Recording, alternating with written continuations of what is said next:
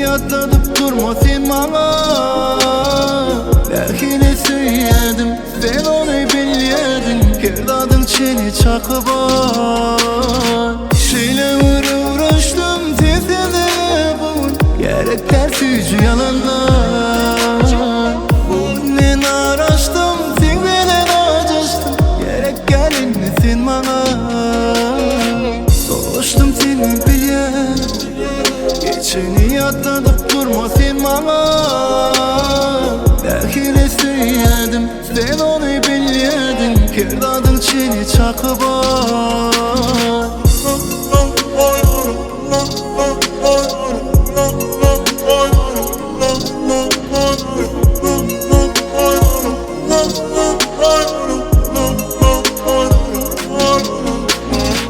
Bilmedim dedenem onu. Ay sen bilen yüzüm gülmedi. Ennemin sana yakmı. Bu edenin ayda insaf mı? Deme söylemedi ve ben seni hicim yadlamam. Şeyle uğraştım sesine bugün. Gerek ters yüzü yalanlar. Bugün araştım sen bilen acıştım. Gerek gelin sen bana. Dolaştım seni bilyen.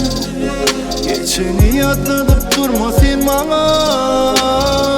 Belki söyledim sen onu biliyordun. Kırdadın çeni çakıban.